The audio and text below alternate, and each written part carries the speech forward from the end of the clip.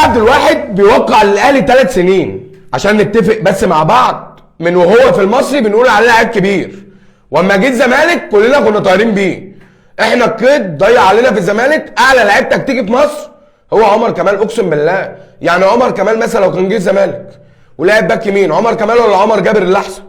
لو كان هتلعبه نص ملعب زي ما كان بيلعب في المصري، عمر كمال ولا عمرو السيسي؟